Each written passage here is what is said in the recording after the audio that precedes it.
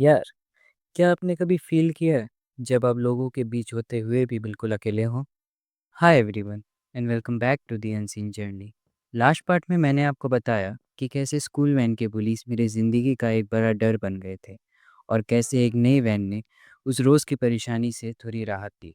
But the problem was not just the bullies. School ना जाने के भी और भी कई रीजंस थे।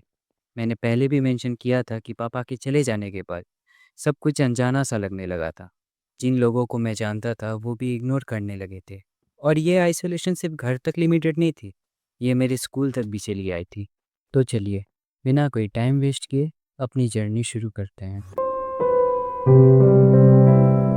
पहली बात, मेरा कोई दोस्त नहीं था।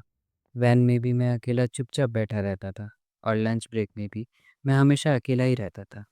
जब भी मुझे किसी से कोई हेल्प चाहिए होती थी, होमवर्क में या किसी और चीज़ में, तो कोई हेल्प ही नहीं करता था। सब बस ऐसे इग्नोर कर देते थे जैसे मैं वहाँ हुई ही नहीं। कभी कभी तो कुछ लोग मेरा बैग खोल के मेरी पेंसिल भी निकाल लेते थे। मैं फ़ाइट करने भी जाता था अपनी पेंसिल वापस लेने के लिए, पर कोई भी हेल्प करने नहीं आता था। और इसी वजह से मुझे मेरी पेंसिल भी नहीं मिलती थी। ये छोटी सी बात लग सकती है, but at that time it felt like a huge betrayal. It was another reminder कि मैं अकेला हूँ। लंच ब्रेक के टाइम सबके पास अपना एक दोस्त होता था।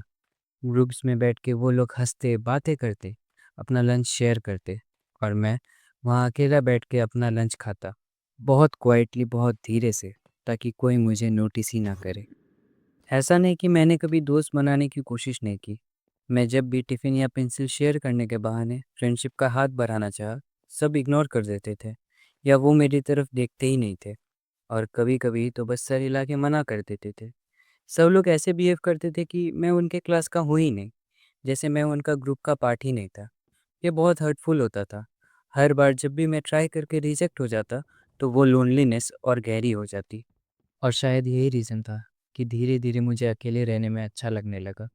It was not because I like being lonely, but because it hurt less than being rejected again and again. ये मेरे लिए एक शील्ड थी, a way to protect myself from the constant neglect and feeling invisible. My own little world where I did not have to face the disappointment of others. लेकिन फिर एक दिन मेरी ज़िंदगी में एक दोस्त बना, और सबसे शॉकिंग बात पता है क्या है? ये फ्रेंडशिप का ऑफर सामने से आया था। ये कुछ ऐसा था कि जिसकी मैंने कभी उम्मीद भी नहीं की थी। तो सीन कुछ ऐसा है कि वैन में एक नई लड़की आई थी। उसका नाम इस वीडियो में हम रखेंगे काजू कतली। हाँ, तो काजू कतली वो थी जिसने सबसे पहले अपना हाथ बढ़ाया फ्रेंडशिप के लिए। मुझे याद है, वो वैन में मेरे पास आई और सिंपली मुझे देखकर स्माइल किया। फिर स्कूल में उसने मुझसे नोट्स मांगे, और बस ऐसे ही बात शुरू हो गई। और हम सेम क्लास में भी थे, सब कुछ अच्छा चल रहा था। हम लोग सब कुछ शेयर करते, लंच ब्रेक में साथ रहते। वो मेरे नोट्स कंप्लीट करने में मेरी हेल्प भी करती। And finally I was not alone anymore. मेरे वो इनविजिबल दुनिया में एक छोटा सा दरवाज़ा खुला था और एक इंसान अंदर आया था। It felt like a weight had been lifted. The loneliness जो मेरे बचपन का कंस्टेंट कंपेनियन था, वो थोड़ा कम लगने लगा था। मैं अपने आप थोड़ा कंफर्टेबल फील करने लगा था, because for the first time someone chose to be with me. Suddenly, school did not feel like a punishment anymore. It felt like a place where I had someone, a friend, and I started looking forward to going to school. वो mornings जो पहले आंसू और दर्द से भरी होती थी, अब एक अलग ही हैप्पीनेस के साथ शुरू होती थी। लेकिन फिर मुझे एक शॉकिंग बात पता चलती है। एक ऐसी बात जिसने मेरे इस न्यूली फाउंड कंफर्ट को हिला कर रख दिया था।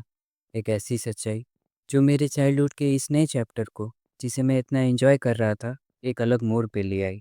दोस्तों, लाइफ में कुछ रिलेशनशिप ऐसे होते हैं जो हमें झेलते हैं, और कुछ ऐसे होते हैं जो हमें बनाते हैं।